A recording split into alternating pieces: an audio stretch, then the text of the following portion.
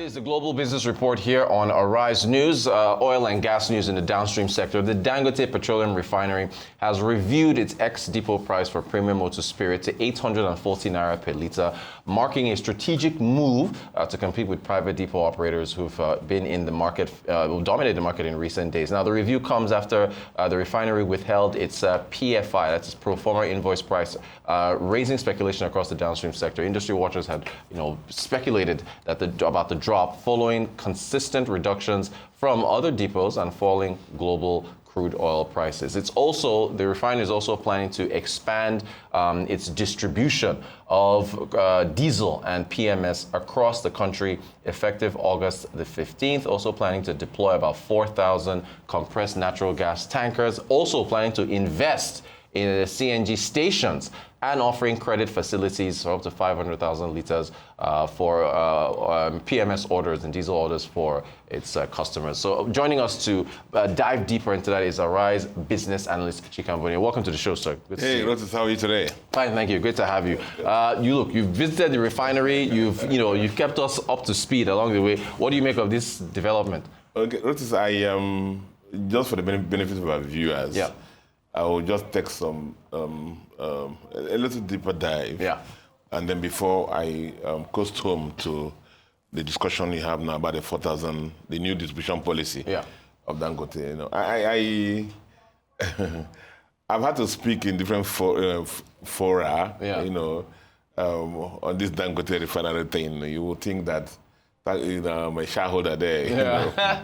But you see, why I have continued to speak about it is the fact that a lot of us, we go to other countries in Africa. They hire us as economic advisors for their countries and for their major corporations. And we'll go there and see countries that are not doing very well. And we do things and things start working. These are the brains. Nigeria has the best professors. And go out there and the won't come to our country.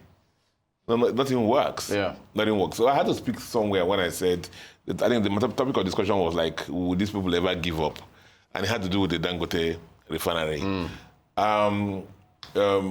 The first issue, remember I told you that I went there, the day I went to the refinery, I went to the current AFD, African Development Bank president. Yes. And then Sao Tedola too.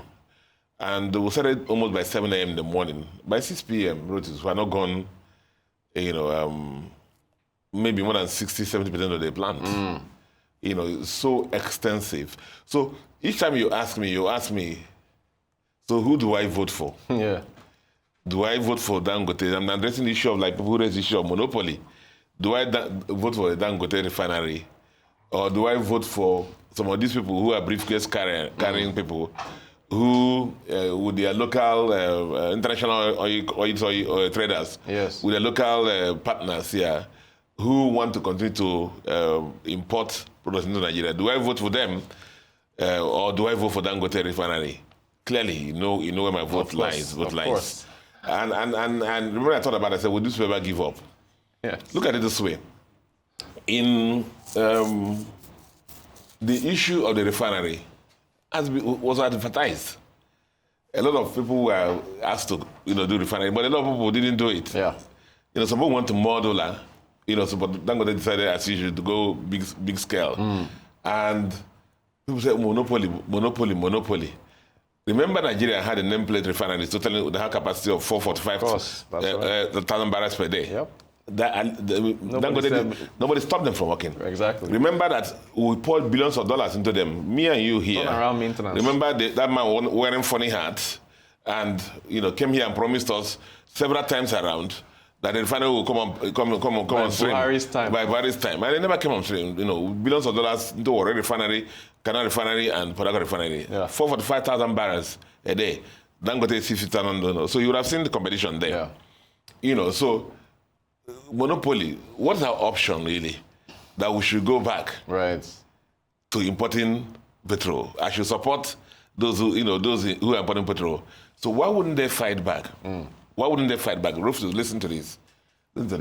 In 2022, for example, Rufus, Nigeria spent $25 billion importing petrol. Wow. In 2022, $23 billion. In 2021, 11 points. So, you know what the first thing that will happen? If Dangote Refinery works? So fight back. These businesses go. Yes, that will go down. They will go. Yeah. And what do? They just sit down there and wait for, they're going to fight back. Yeah. So you've seen that this man, throughout this project started, it has been bomb battle. Although that's why I said would never give up. Yeah. But I'm not surprised that people chose to stay in the lower end where it was easier to trade than go to the refinery aspect. But look at this, Rotus. This refinery, the swamp clearance took over a year, about 33 kilometers squared of swamp. Yeah.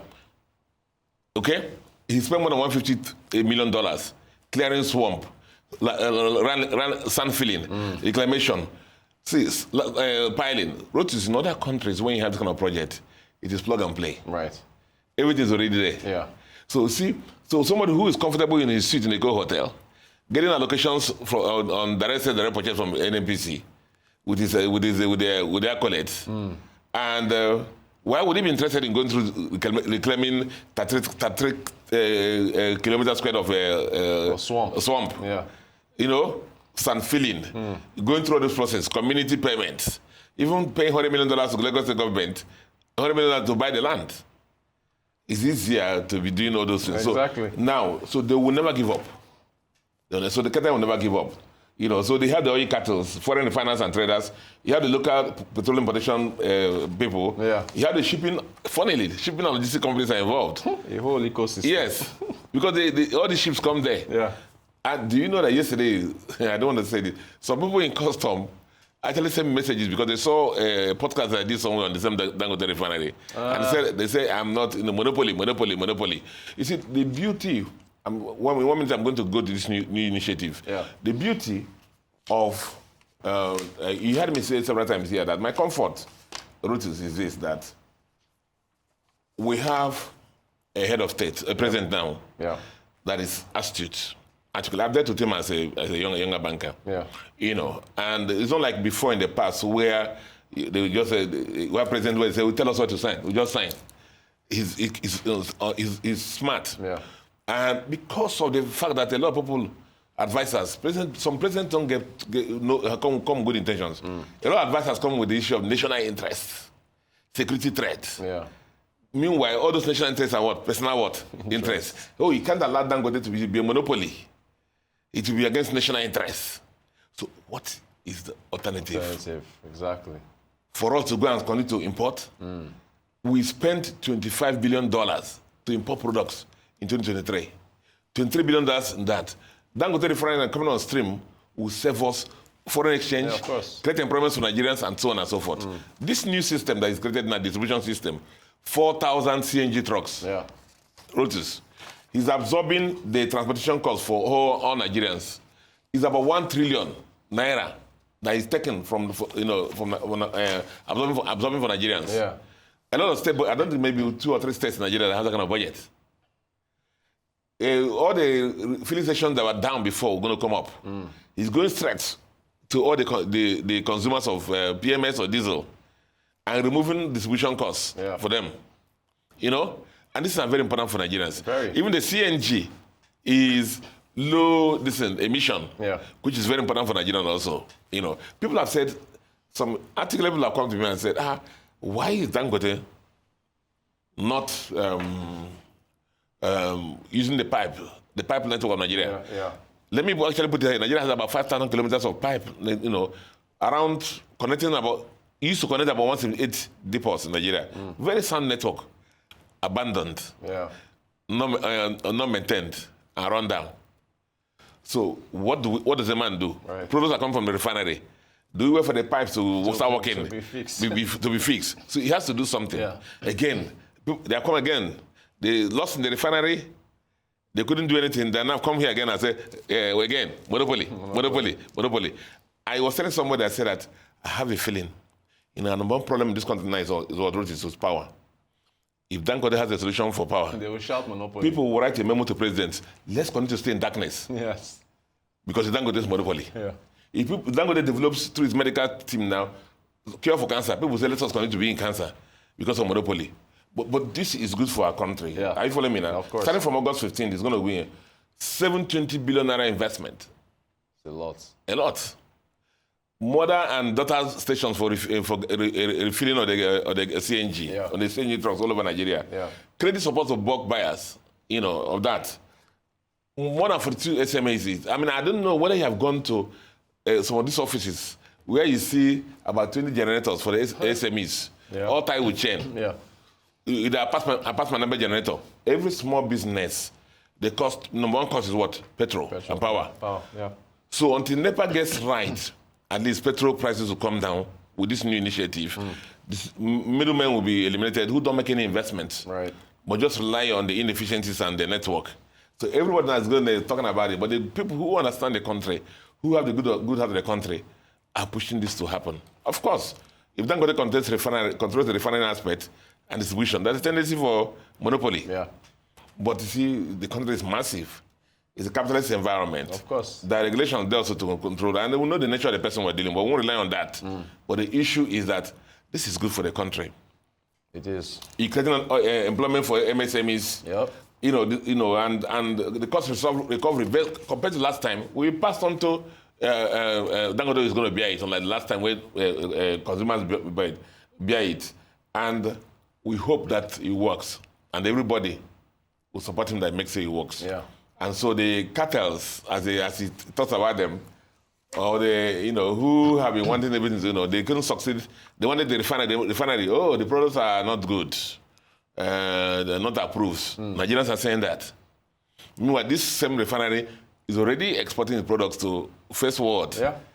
America. And they're consuming it. Meanwhile, some guys in Nigeria here, because they put them in some offices, are saying that we have not approved it. That. Yeah. Nigeria will not be going to be a dumping ground for imported petrol. If we have the need to import, we will import. But let it be rational. Yeah. Our country is proud of the Dangote Refinery.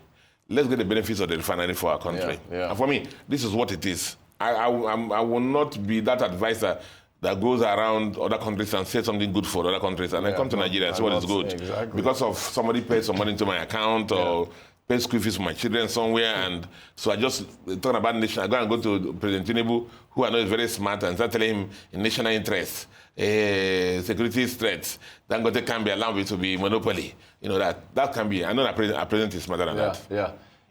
Look, the numbers show it in terms of the importation of fuel coming down. It's the importance of the refinery to the country is apparent for all to see.